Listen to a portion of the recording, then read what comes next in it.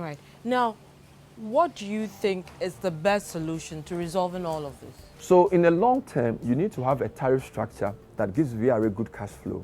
So for example, we had a quarterly tariff adjustment, which for political reasons was not applied. So some of the problem is not VRA. We have to be fair.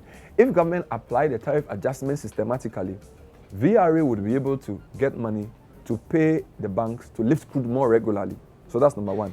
So number two, if this debt is paid, the government should ensure VRA doesn't get into such massive exposure within such a short period of time. So there must be some governmental control of how much VRA can borrow. The problem though is that because government owes ECG and ECG owes VRA, the government's ability to lead by example is diminished. So a long-term solution is that government itself must pay its debts, prepaid meters must be brought in, ECG's revenue collection must improve, it must pay VRA regularly, VRA itself must be allowed to enjoy regular tariff adjustments. We will not need to impose new taxes to pay off VRA's debts. I think, and then the final point I'll make is that I think that in many parts of the world now, the power sector is being run by people who are more finance-based. Because you see, 20 or 30 years ago, we're just doing akosombo. So you needed people who understood engineering to run people like organizations like VRA. But we have thermal plants, we are going to coal, we have gas plants.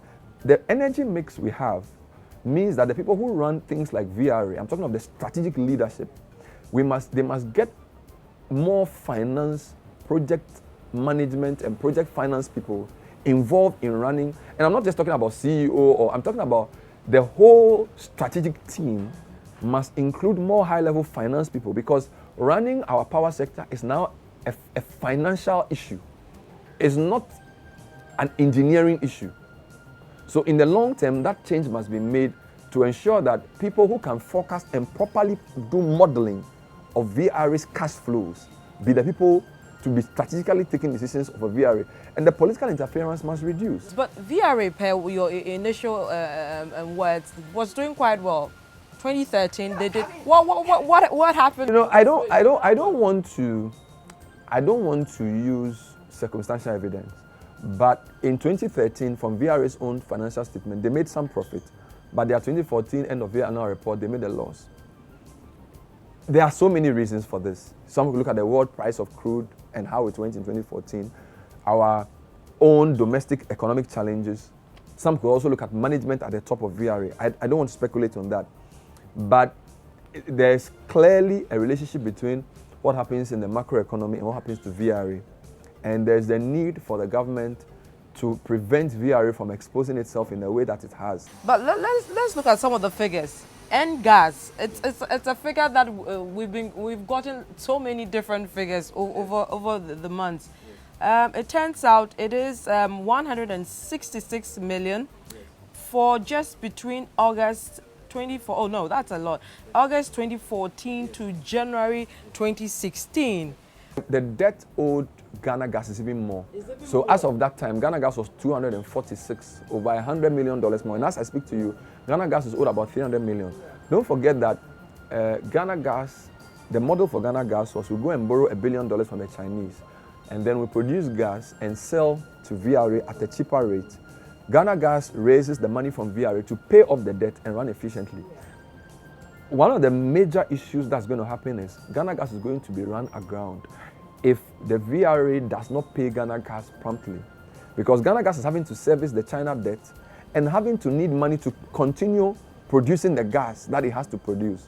So the figures for N-Gas and Ghana Gas have both gone up, and yet, and of course, luckily, if you look at the restructuring, the second 50% of the taxes, some of that is supposed to go to, but we don't know the specific amount. That's why today we're asking in the morning that we expect the finance minister to publish exactly how much has been raised from the new energy levies, so that we'll know specifically how much is going to relieve these companies that VRA owes. Now, if you look at the banks, before I let you go, it's interesting that most of the state-owned banks are not really in there. Ghana Commercial Bank, NIB. Are you surprised? Of course, you know, some people have accused GCB and NIB and AB in the past of being like government slash funds. So I think it's positive that these organizations are not here. Maybe they didn't have enough money to even lend in the first place. We don't know. But it's interesting that very competitive banks of a multinational nature are lending to VRA. And that reinforces my point that VRA debt can be good debt. Because you're looking at Stanbic Bank, Standard Chartered Bank, you're looking at a lot of Nigerian banks, Zenith, Access, UBA, okay, GT Bank, and then you're looking at well-run banks as well, Cal Bank. So these are not banks that take decisions without serious thinking.